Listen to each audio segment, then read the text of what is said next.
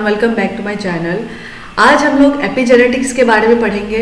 ये एपिजेनेटिक्स आपको बहुत सारे उसमें मिल जाएंगे, मॉलिक्यूलर बायोलॉजी में भी मिल जाएगी, जेनेटिक्स में भी मिल जाएगी, लेकिन यहाँ पे मैं मॉलिक्यूलर बायोलॉजी और जेनेटिक्स के सेंस में नहीं बताने वाली हूँ। ये मैं आपको एज ए होल जो ब्रॉडर सेंस में जो एपिजेनेटिक्स होता है उसके बारे में बताने वाली हूँ, ठीक है। अब एपिजेनेटिक्स यहाँ मैंने मॉडर्न जेनेटिक्स क्यों लिख के रखा हुआ है ये भी बताऊंगी, मैं आपको डिफरेंस बताऊंगी, फिर उसके बाद उसके मैकेनिज्म्स क्या होते हैं वो सब बताने वाले हैं। उसके मैकेनिज्म को भी हम ईच एंड एवरी मैकेनिज्म को हम अच्छे से एक्सप्लेन करेंगे। सो वीडियो थोड़ा सा लेंदी होने वाला है, आप पेपर पेन लेके बैठे, नोट्स बनाएं, ठीक है।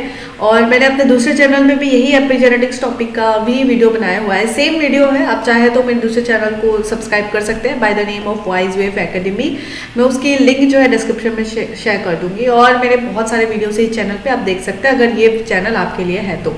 चैनल को सब्सक्राइब करना मत भूलिए क्योंकि मैं बहुत ही ज़्यादा मेहनत से वीडियोस बनाती हूँ। एंड अगर आपको पसंद आ रहा है, सही हो रहा है, आपको हेल्प हो रही है तो चैनल को सब्सक्राइब कर दें।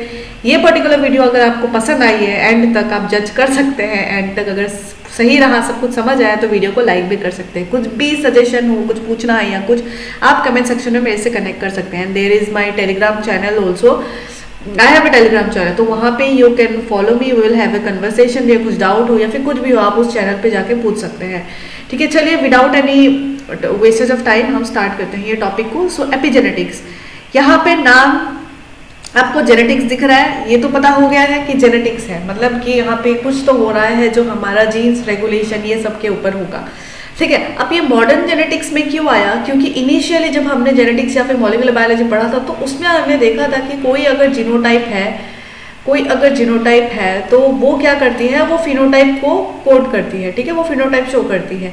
जैसे कि जब हमने मेंडल का एक्सपेरिमेंट देखा था, उन्होंने क्या बताया था, 3 फॉर्म्स होते हैं, कैपिटल ए, स्मॉल ए और कैपिटल ए स्मॉल। ये हेटेरोजाइगस होती है और ये दोनों क्या होती है, होमोजाइगस होती है, ये बताया था उन्होंने। और उन्होंने ये बताया था कि ये जो होती है ये डोमिनेंट फॉर्म होती है, ये रेसेसिव फॉर्म होती है, और ये वाला को डोमिनेंट भी हो सकती है, इनकम्प्लीट डोमिनेंट भी हो सकती है। ये सारी चीज़ें हमें बताई गई थी, लेकिन क्या यही चीज़ सिर्फ ये फिनोटाइप को कोड करती है? नहीं, सिर्फ ये चीज़ ही हमें ये फिनोटाइप को कोड नहीं करती। There are many other factors जो किसी फिनोटाइप को कोड करती है। देखिए मैं आपको शुरुआत से कहानी बताती हूँ, एक कहानी की तरह आप पूरी वीडियो को समझिए, ठीक है। तो फिनोटाइप, ये पहले एक्चुअली में ये क्वेश्चन कहाँ से आया कि ये एपिजेनेटिक्स की हमें ज़रूरत क्यों पड़ी। देखिए होता ये है कि जब हमने पढ़ा होगा, अपने जब जेनेटिक्स पढ़ा होगा उसमें आपने देखा होगा कि क्या होती है, कुछ फीचर्स जो होती है वो सिर्फ मैटरनली इनहेरिटेड होती है, कुछ फीचर्स सिर्फ पैटर्नली इनहेरिटेड होती है। ये एक्सप्लेनेशन तो मेंडल ने इसमें तो नहीं दी थी कि पैटर्नल सिर्फ एक्सप्रेस हो रही है, मैटरनल सिर्फ एक्सप्रेस हो रही है, ये तो नहीं बताई थी। प्लस जो जाइगोटिक ट्विंस होती है, जो ट्विंस होती है, उनमें क्या होती है, उनका जो जेनेटिक फीचर्स होती है वो क्या होती है, वो मोस्टली आइडेंटिकल होती है, लेकिन उनकी जो फिनोटाइप है उसमें हमें थोड़ा थोड़ा डिफरेंस देखने को मिलती है। ऐसा क्यों होता है? क्या ये सारी चीज़ें हमें ये सिर्फ बता पा रही थी, जीनोटाइप फिनोटाइप को कोड कर रही है, क्या इतनी सारी चीज़ें बता पा रही थी? नहीं बता पा रही थी। तो उसके लिए हमें क्या एपिजेनेटिक्स को इंट्रोड्यूस करना पड़ा। Epigenetics is a term which comes under modern genetics which is far beyond genotype and phenotype, ठीक है। तो इसीलिए हमने एपिजेनेटिक्स को इंट्रोड्यूस किया, क्योंकि सिर्फ यही चीज़ें, जीनोटाइप ही सिर्फ फिनोटाइप को कोड नहीं कर रही है, there are many other factors. Gene का रेगुलेशंस होना, कि कोई जीन एक्सप्रेस हो रही है, कोई जीन एक्सप्रेस नहीं हो रही है, तभी जाके हमें वो फिनोटाइप देखने को मिल रही है किसी पर्टिकुलर सेल में, वो सब भी इसमें काउंट होती है। मतलब ये ब्रॉडर सेंस में हम एपिजेनेटिक्स को कंसिडर करते हैं। अब एपिजेनेटिक्स की चलिए डेफिनेशंस तो बहुत सारे मिल जाएंगे आपको, तो हम इस डेफिनेशंस पे हम फोकस करते हैं जो बुक से ली हुई है, ठीक है। जिसमें बताया गया है epigenetics can be defined as the study of phenomena and mechanism that cause chromosome associated heritable changes to gene expression that are not dependent on, ये बात आपको ध्यान रखनी है, that is not dependent on changes in DNA sequences. तो हमें क्या देखने को मिलती है, एक आपको मैं एग्जाम्पल के तौर पे बताती हूँ, ठीक है। फॉर एग्जाम्पल कि कोई अमाइनो एसिड है, अमाइनो एसिड बन रहा है, फॉर एग्जाम्पल AAG बन रहा है, AAG हमारा कोड कर रहा है वैलिन। ये एग्जाम्पल है, ये मैं ये यूनिवर्सल है ये नहीं बोल रही, मैं बस एग्जाम्पल के तौर पे बोल रही हूँ। ये कोडॉन्स कोड कर रहा है वैलिन को, ठीक है। सो वो वैलिन क्या बताती है, after a period of time इसमें कुछ ड्यू टू कुछ भी म्यूटेशन हुआ, कुछ भी हुआ, इसमें कोई चेंज के वजह से यहाँ पे क्या हो गया, AUG बन गया, ठीक है, या फिर ACG बन गया, कुछ भी बन गया, ठीक है। तो इसके वजह से हमें क्या देखने को मिला, सेरीन देखने को मिल गया। तो ये तो चेंज तो आ गई है, ठीक है, चेंज तो आ गई है। ये चेंजेस इसमें क्या हो गया, प्रोटीन अमाइनो एसिड में भी तो चेंज हमें शो हो रही। तो अमाइनो एसिड पे चेंज होने की वजह से अल्टीमेटली रिजल्ट क्या होगा, हमें प्रोटीन में चेंजेस मिलेंगे। प्रोटीन में चेंजेस मिलेंगे तो जीन्स में भी फर्क पड़ने वाला है, ठीक है। ये बहुत सारी चीज़ें रेगुलेट होती है। तो अब इतने से चेंज के वजह से ये देखिए यहाँ पे बोला है it is not dependent on changes in DNA sequences. ये वाला कंडीशन क्या था, ये स्टैंडर्ड कंडीशन है जो हम देखते हैं कि कुछ भी चेंज हो रही है, इसके वजह से हमें फिनोटाइप में कुछ चेंज मिल रही है। अब ऐसे क्या देखा हमने, एक कंडीशन था ना, फॉर एग्जाम्पल ये कैपिटल ए था, ये स्मॉल ए था, ठीक है। तो ये इसमें कुछ म्यूटेशन हो गया, कुछ चेंजेस हो गए, क्रोमोसोम रिलेटेड कुछ DNA सीक्वेंस रिलेटेड कुछ चेंजेस हो गए, जिसकी वजह से हमें ये हेटेरोजाइगोट कंडीशन मिला। तो इसके वजह से हमें एक अलग फिनोटाइप कंडीशन मिलेगा, एक दूसरा फिनोटाइप हमें देखने को मिलेगा, ठीक है। और ये वाला पहले ये था, इस पे भी अगर कुछ हो गया इसमें म्यूटेशन, तो ये म्यूटेशन होके ये वाला जो था ये कैपिटल A बन गया, और इसकी वजह से हमें कुछ डिफरेंट फिनोटाइप देखने को मिलेगा, ठीक है। ये वाला कंडीशन तो हमें पता है, क्योंकि ये वाला कंडीशन हम पूरा मॉलिक्यूलर बायोलॉजी, पूरा जेनेटिक्स में यही पढ़ते हैं, ये एक स्टैंडर्ड कंडीशन है। लेकिन ये जो एपिजेनेटिक्स है उस पर क्या होती है, यहाँ DNA सीक्वेंसेस का हम यहाँ पे इन्वॉल्वमेंट, चेंजेस पे हम इन्वॉल्व नहीं करते हैं। हम इस पे क्या इन्वॉल्व करते हैं वो हम पूरे वीडियो में आगे में देखने वाले हैं, ठीक है। तो थोड़ा सस्पेंस बना के रखिए और आगे देखिए कि होता है क्या, ठीक है। अब ये क्वेश्चन ये तो हो गया, अब इसमें क्वेश्चन एराइज होता है कि यहाँ पे चलो ठीक है, ये हमने समझ लिया, क्या ये हेरिटेबल है, क्या ये पेरेंट्स से प्रोजेनी तक जाती है। तो यहाँ पे मैंने ये हाईलाइट की हुई है कि क्रोमोसोम एसोसिएटेड हेरिटेबल चेंजेस, तो डेट मीन्स कि ऑफकोर्स ये पेरेंट्स से प्रोजेनी में जाती है। तो अगर किसी पेरेंट्स में कोई एपिजेनेटिक मैकेनिज्म की वजह से कोई चेंजेस हुई है तो वो प्रोजेनी में ट्रांसफर होएगी, जैसे हम बाकी केसेस में देखते हैं, ठीक है, जो स्टैंडर्ड केसेस में देखते हैं। अब जो हम स्टैंडर्ड केसेस देखते हैं उसको हम क्या कहते हैं, उसको हम कहते हैं एपिजीनोम, उसको हम कहते हैं जीनोम, ठीक है, उसको हम कहते हैं जीनोम। लेकिन जो स्टैंडर्ड कंडीशन नहीं होती है, जो DNA सीक्वेंस के चेंजेस के ऊपर डिपेंड नहीं करती है, ठीक है, जो हेरिटेबल भी होती है, उसको हम कहते हैं एपिजीनोम। उसको हम क्या कहेंगे, एपिजीनोम, एपिजीनोम। अब एपिजीनोम की वजह से ही हमें क्या फॉर्म देखने को मिलती है, एपिजेनेटिक्स देखने को मिलते हैं, एपिजेनेटिक्स देखने को मिलती है। और ये एपिजीनोम जो होती है ना, ये सेल एंड टिश्यू स्पेसिफिक होती है, ठीक है। अब यही पॉइंट आपको डिफरेंस बताएगी कि एपिजीनोम और जीनोम के बीच में, जीनोम मतलब क्या, जो हम स्टैंडर्ड कंडीशन देखते हैं, ठीक है, उन दोनों के बीच में डिफरेंस क्या है। तो ये दूसरा पॉइंट हम यहाँ पे पढ़ेंगे, इसमें बताया गया है difference between genome and epigenome. So इसमें डिफरेंस है कि genome is identical in all cell types of an organism. देखिए अगर ये एक सेल है, ये किडनी का सेल है, तो यहाँ पे हमें सेम जीनोम देखने को मिलेगी, ठीक है। और यहाँ पे हमें ये लीवर है, इसमें भी हमें सेम जीनोम देखने को मिलेगी। अब AAG इसमें होगा तो क्या ये ऐसा है, ऐसा हमने कहीं पे पढ़ा है कि AAG यहाँ पे नहीं हो सकता है। अगर अगर AUC अगर यहाँ पे हो रहा है तो क्या ये जरूरी है कि यहाँ पे AUC नहीं हो सकता है? नहीं, ऐसा नहीं है, क्योंकि ये यूनिवर्सल है, ये किडनी के सेल पे भी एक्सप्रेस होगी, लिवर के सेल पे भी एक्सप्रेस होगी, क्योंकि ये किसी अमाइनो एसिड को कोड करती है, प्रोटीन को कोड करती है। तो अमाइनो एसिड का भी ये सीन है। क्या आपको किसी ने बताया होगा कि ये जो वैलिन है वो सिर्फ किडनी में ही मिलेगी, सेरीन जो है वो हमें सिर्फ लिवर में ही मिलेगी? ऐसा तो हमने कभी नहीं पढ़ा। हमने देखा है कि अमाइनो एसिड्स होते हैं हर जगह पे, जो प्रीडोमिनेंटली एक्सप्रेस होती है, जो कम एक्सप्रेस होती है, उसमें फर्क आ जाता है, लेकिन एज ए होल हमें देखने को तो पूरा ही मिलता है, तो दैट इज यूनिवर्सल होती है। तो genome is identical in all cell type, सारे सेल टाइप्स में हमें देखने को मिलेगी genome. Whereas epigenome is cell type, मैंने 2 बार सेल लिख दिया है, सेल टाइप स्पेसिफिक, ये टिश्यू होनी चाहिए actually, cell and tissue type specific and changes throughout the life cycle in response to environmental cues. That means कि ये जो एपिजीनोम है ना, ये जो एपिजीनोम है वो क्या करती है, वो सेल एंड टिश्यू स्पेसिफिक होती है, ठीक है, cell and tissue specific. That means कि अभी मैंने क्या कहा कि किडनी और उसमें सेल्स में हमने देखा कि कुछ न्यूक्लियोटाइड्स है वो कुछ कोड कर रही है। सो अगर ये किडनी सेल है, ठीक है, ये अगर किडनी सेल है और दूसरा सेल हम किसे कंसिडर करेंगे, यहाँ पे स्टैंडर्ड एग्जांपल ही लेते हैं जो हम फॉलो कर रहे हैं। दूसरा हम देख रहे हैं यहाँ पे लिवर सेल है, ठीक है, लिवर सेल है। तो हमें ये पता होता है कि लिवर सेल में कोई एक प्रोटीन या फिर एंजाइम है वो एक्स एक्सप्रेस होती है, ये इसके लिए स्पेसिफिक है, ये इसके लिए स्पेसिफिक है। ठीक है, सिमिलरली अगर हम किडनी सेल्स का देखें तो किडनी सेल्स पे भी कोई एक एंजाइम या फिर प्रोटीन है, सपोज वाई है, ये किडनी सेल के लिए स्पेसिफिक है। ठीक है, किडनी सेल के लिए स्पेसिफिक है। तो ये जो एंजाइम या फिर प्रोटीन है वो स्पेसिफिकली यहाँ क्यों एक्सप्रेस हो रही है, ये जो एक्स है वो यहाँ क्यों एक्सप्रेस हो रही है, इसका जवाब देती है हमारा एपिजेनेटिक्स। एपिजेनेटिक्स इसका आंसर देती है। ठीक है, एपिजेनेटिक्स ये बताती है, यहाँ डेफिनेशन में आपने देखा है कि epigenome is cell tissue type specific, मतलब कि टिश्यू और सेल में स्पेसिफिक होती है and changes throughout the life cycle in response to environmental cues.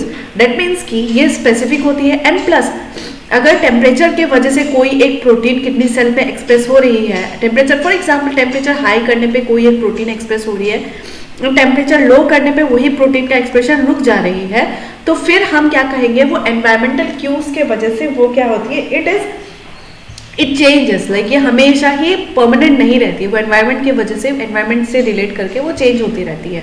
ठीक है, so this was the definition, कि डेफिनेशन नहीं, this was the difference between genome and epigenome. ठीक है, ये होता है फर्क। लेकिन हमारा जो जीनोम वाला कंडीशन था, जो ए जब मैंने आपको बताया था यहाँ पे ये वाला कंडीशन था AAGN AAG, क्या ये हम आपको ये बता रहा होगा कि ये चेंज होती रहती है एनवायरमेंटल क्यूज से? ऐसा तो हमने कभी पढ़ा नहीं है, हो भी सकता है, लेकिन जो प्रिडोमिनेंटली हम इस केस में क्या करते हैं, एपिजीनोम को ही हम यहाँ पे कंसिडर करते हैं। ठीक है, तो ये है डिफरेंस जीनोम और एपिजीनोम का।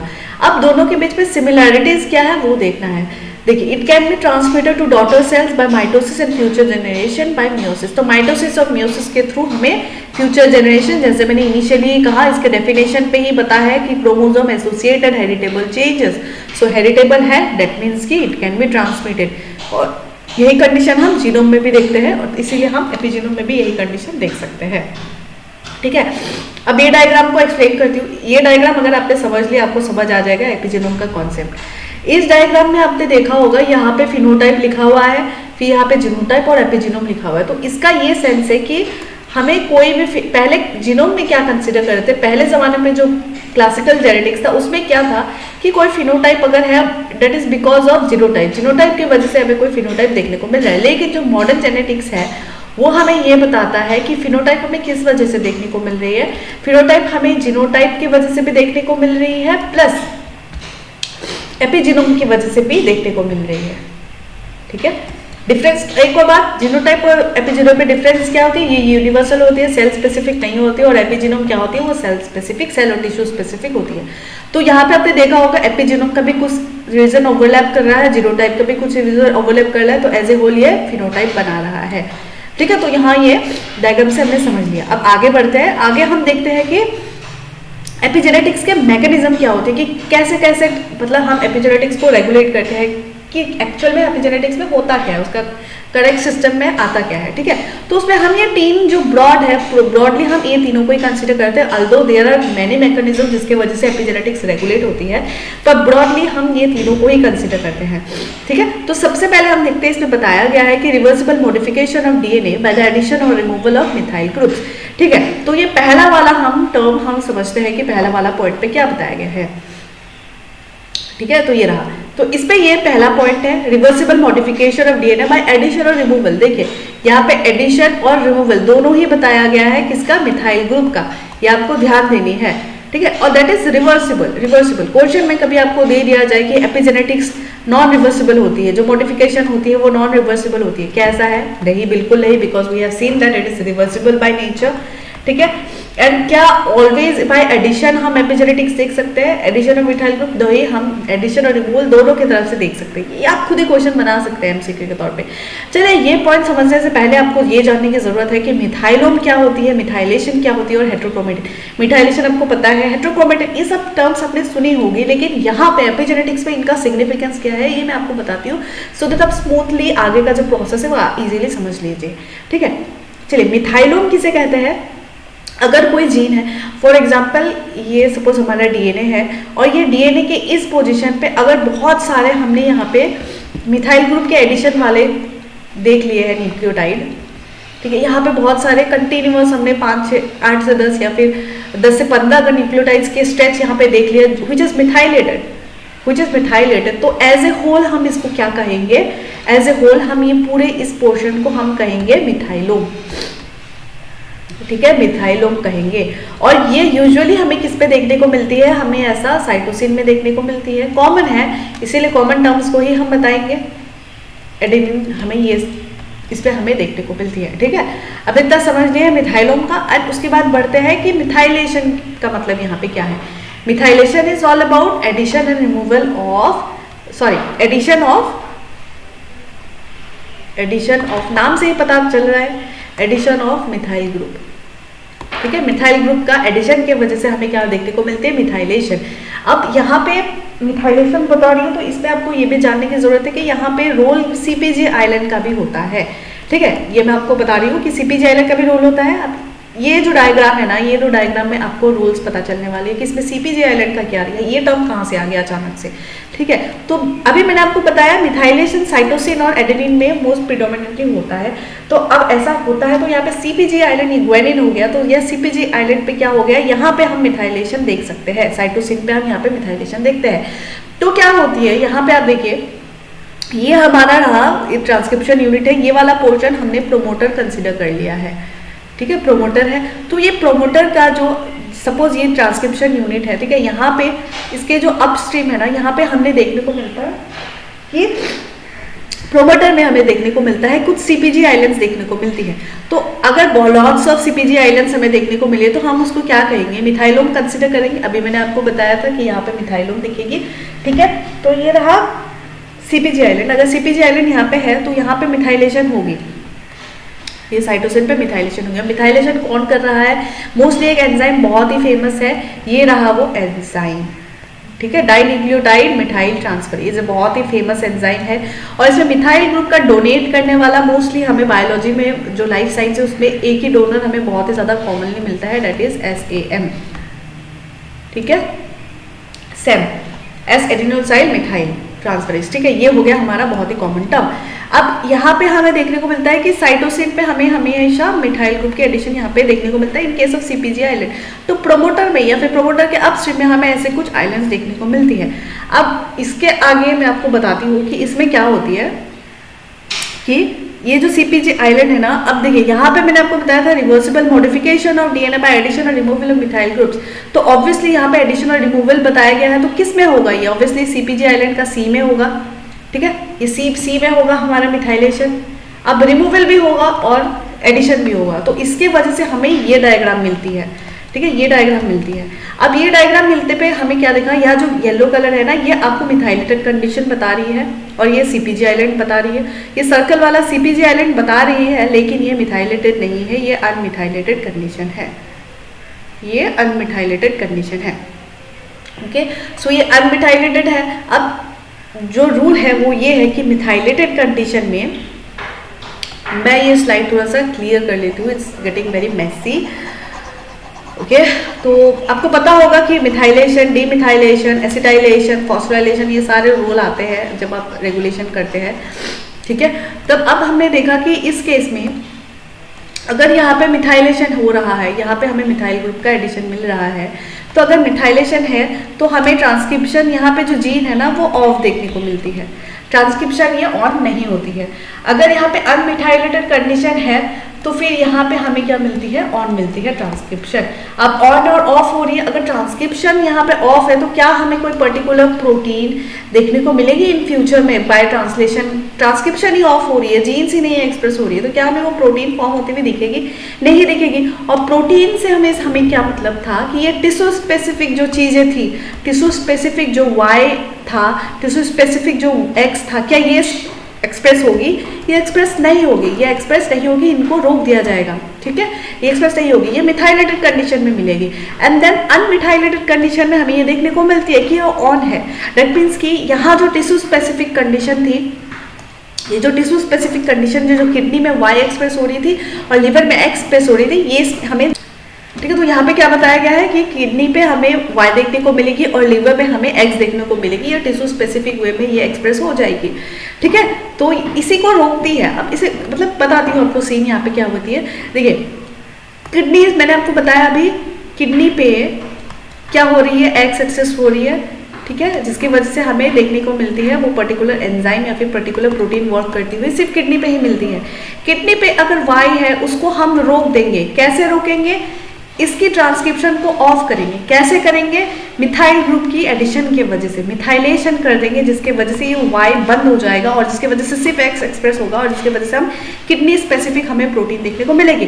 सिमिलरली अगर हम लिवर के कंडीशन में देखें, लिवर के कंडीशन पे हम क्या करते हैं, एक्स अगर एक्सप्रेस हमें नहीं चाहिए, क्योंकि एक्स तो किडनी के लिए है, हमें एक्स यहाँ पे क्यों चाहिए होगा, तो एक्स का एक्सप्रेशन हम रोक देंगे। कैसे? By the addition of methyl group. Methyl group का हम एडिशन कर देंगे और हम क्या करेंगे, वाई को हम क्या करेंगे, इसको एक्सप्रेस करना है तो वाई को हम, वाई की ट्रांसक्रिप्शन को हम अनमिथाइलेटेड कंडीशन पे रखेंगे, प्रोमोटर सीक्वेंस या फिर सीपीजी आइलैंड्स को, ठीक है। तो ये रहा यहाँ पे कंडीशन में। एक और आपको मैं बात बता देती हूँ, क्या ये मिथाइलेशन और अनमिथाइलेशन वाला कंडीशन एब्सोल्यूट सेंस पे है?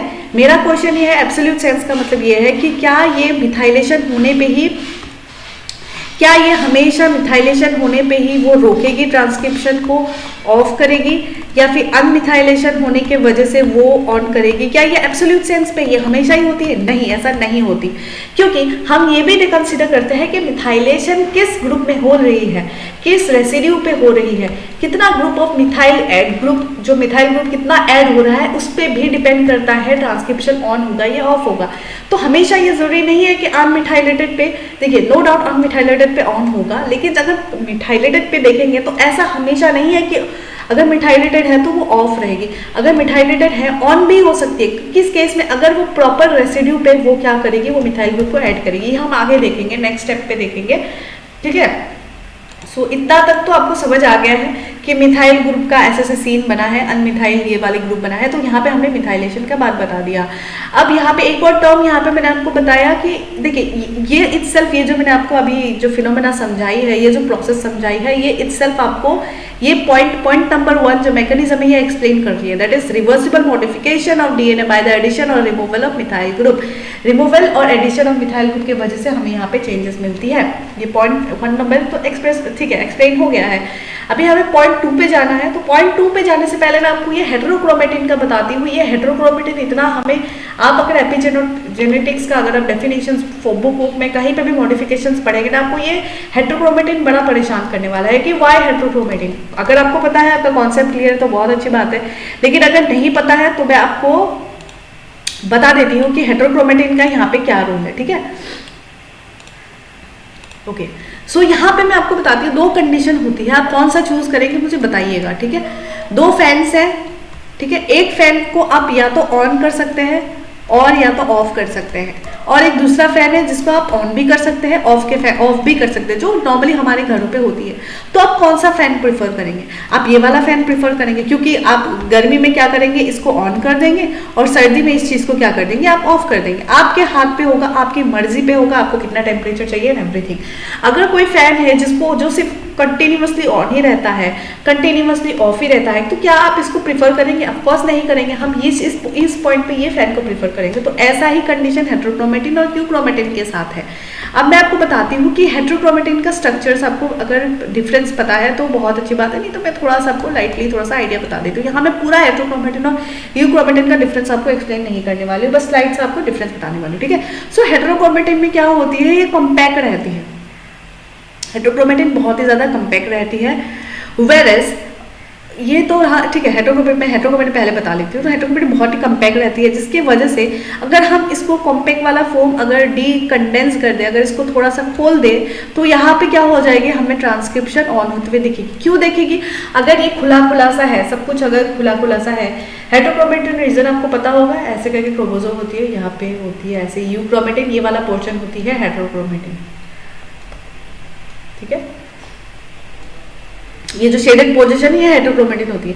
अगर खुला खुला है तो ट्रांसक्रिप्शन ऑन मिलेगी। क्यों मिलेगी? क्योंकि खुला खुला है तो ऑब्वियसली यहाँ पे क्या हो जाएगी, पॉलीमरेज सारे जो भी प्रोटीन्स रिस्पॉन्सिबल है, फैक्टर्स है, वो आके आराम से बाइंड कर देगी, वो ट्रांसक्रिप्शन को ऑन कर देगी। ये हमें हेटेरोक्रोमेटिन में मिलती है। और अगर हमें नहीं चाहिए, हमें ट्रांसक्रिप्शन ऑफ करना है, मूड नहीं है हमारा, कोई प्रोटीन हमें नहीं चाहिए, तो हम वापस इसको कंडेंस फॉर्म में भी ला सकते हैं। ठीक है, इसको हम वापस, हिस्टोन का रोल आता है यहाँ पे, तो हम इसको वापस कंडेंस फॉर्म में ला सकते हैं, जिसके वजह से ट्रांसक्रिप्शन क्या हो जाएगी, ऑफ हो जाएगी।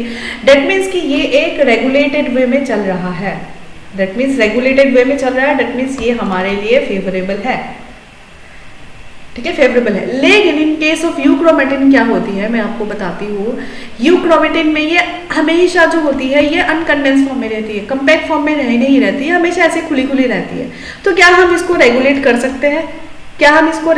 सकते हैं? ऑफकोर्स नहीं कर सकते हैं। ठीक है, रेगुलेट नहीं कर सकते, इसीलिए हम यूक्रोमेटिन को कंसीडर नहीं करते हैं, हम यूजुअली हेटेरोक्रोमेटिन के कंसीडर करते हैं। ठीक है, तो हेटेरोक्रोमेटिन का बहुत बड़ा रोल प्ले होती है ये एपिजेनेटिक्स पे। ठीक है, आप हेटेरोक्रोमेटिन मतलब आप एपिजेनेटिक्स को ही रिलेट कीजिएगा, ये कुछ और आपको समझने की जरूरत ही नहीं है। और heterochromatin is related to gene silencing. Silencing किस केस में होगा? इस केस में होगा। Gene silencing and gene expression इस केस में होगा। ठीक है, ऑन वाले केस में हमें जीन एक्सप्रेशन देखने को मिलेगी। सो ये रहा हमारा हेटेरोक्रोमेटिन और यूक्रोमेटिन का कंडीशन। अब आगे बढ़ते हैं, इसमें मैंने आपको बताया व्हाई हेटेरोक्रोमेटिन। ठीक है, अब इतना समझ लिया, हम सेकंड वाला टॉपिक पे जाते हैं। सेकंड वाला जो हेडिंग था, जो हमारा मैकेनिज्म पे था, वो second, chromatin remodeling by the addition और removal of chemical group such as histone proteins. Okay, so second वाले पोर्शन पे जाते हैं। सेकंड वाले में बताया गया है कि क्रोमेटिन की रीमॉडलिंग होती है एडिशन और removal of chemical group such as histone proteins. तो हिस्टोन प्रोटीन्स के एडिशन और रिमूवल की वजह से हमें कुछ क्रोमेटिन के रीमॉडलिंग देखने को मिलती है। तो आपको ये डायग्राम से आपको पता चल रहा है ये क्रोमेटिन का स्ट्रक्चर है। क्रोमेटिन क्या होती है? हिस्टोन और डीएनए को हम कंसिडर करते हैं यूजुअली क्रोमेटिन में।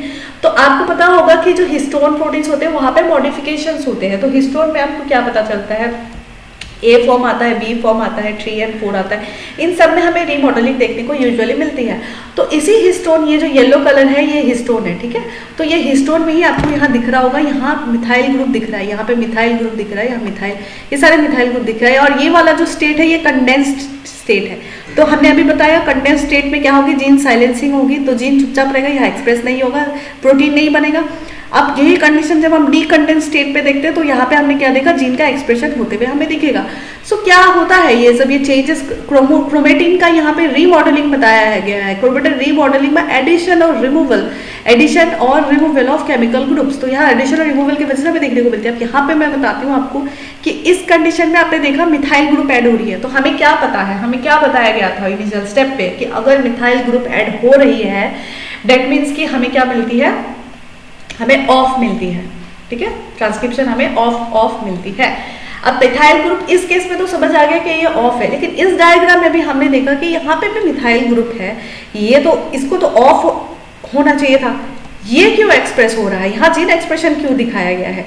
देखिए, मैंने आपको पहले ही कहा था, अभी थोड़ी देर पहले बताया था कि जो मिथाइलेशन है वो एब्सोल्यूट सेंस पे नहीं होती है। ऐसा नहीं होता कि हमेशा अगर मिथाइलेटेड कंडीशन है तो वो रिप्रेस ही करेगी, ऐसा हमेशा यूनिवर्सल या एब्सोल्यूट सेंस पे नहीं होती है। तो डिपेंड करती है कौन से रेसिड्यू पे। तो यहाँ पे बताया गया है कि अगर हिस्टोन मिथाइलेशन, अगर रेसिड्यू लाइसिन के रेसिड्यू 9 पे अगर हो रही है तो हमें क्या मिलेगी? जीन एक्सप्रेशन ऑफ मिलेगी। तो अगर यहाँ पे लाइसिन का, अगर यहाँ पे 4th वाला कंडीशन पे हमें अगर देखने को मिलती है लाइसिन के, तो ये हमें क्या मिलेगी? ऑन मिलेगी। ये एब्सोल्यूट सेंस को ये एक्सप्लेन कर रही है। ठीक है, हिस्टोन मिथाइलेशन। सिमिलरली हम एसिटाइल ग्रुप अगर ऐड कर रहे हैं, यहाँ पे एसिटाइल ग्रुप ऐड हो रही है, तो एसिटाइल ग्रुप ऐड करने की वजह से क्या होती है? हमें जीन एक्सप्रेशन देखने को मिलती है। ठीक है, सिमिलरली हम फॉस्फोराइलेशन अगर करते हैं तो फॉस्फोराइलेशन पे भी हमें क्या मिलती है? एक्सप्रेशन होने को मिलती है। तो अगर हम इसको रिवर्स कर दें, हमें नहीं चाहिए, हमें ट्रांसक्रिप्शन नहीं चाहिए, हमें रोकना है। किसको रोकना है? क्योंकि हमें पता है किडनी पे लिवर का सेल्स प्रोटीन एक्सप्रेस नहीं होता है, तो हमें लिवर वाला प्रोटीन किसमें ऑफ करना है? किडनी में ऑफ करना है। तो इस केस में हम क्या करेंगे? हमें ये एसिटाइल ग्रुप हटा देंगे चुपचाप से, हम ये फॉस्फोराइलेशन ग्रुप हटा देंगे एंड फॉस्फेट ग्रुप हटा देंगे। एंड सिमिलरली हम मिथाइल ग्रुप जो लाइसिन 4 पे हो रहा था ना, उसको हटा के हम लाइसिन 9 पे हम मिथाइल ग्रुप का ऐड कर देंगे, तो चीजें क्या हो जाएगी? रिवर्स हो जाएगी। ठीक है, तो ये रहा हमारा हिस्टोन मॉडिफिकेशन के वजह से। तो ये पॉइंट आपको प्रॉपर्ली एक्सप्लेन हो गया। एडिशन और रिमूवल भी मैंने आपको बता दिया है। ठीक है, अब थर्ड पॉइंट को एक्सप्लेन करते हैं कि थर्ड पॉइंट में क्या बताया गया है? Regulation of gene bye non coding RNA molecules. ठीक है, आपको पता होगा कोडिंग और नॉन कोडिंग किसे कहते हैं। अगर नहीं पता है कोडिंग और नॉन कोडिंग, मैं आपको बता देती हूँ। ठीक है। सो कोडिंग और नॉन कोडिंग में क्या होती है, सपोज ये रहा एमआरएनए पे यहाँ पे कुछ पोर्शंस होते हैं जो ट्रांसक्राइब होते हैं, ट्रांसलेट होती है, लेकिन यहाँ पे कुछ पोर्शंस होती है ना, वो ट्रांसक्राइब तो होती है लेकिन वो क्या करती है, वो प्रोटीन्स नहीं बना पाती है, ठीक है। वो प्रोटीन्स बनाने के लिए केपेबल नहीं है, they are not eligible to make proteins. तो अगर ये प्रोटीन्स बनाने के लिए एलिजिबल नहीं है तो इसको हम क्या कंसिडर करते हैं, इसको हम नॉन कोडिंग कंसिडर कर देते हैं, because they are not capable of synthesizing proteins.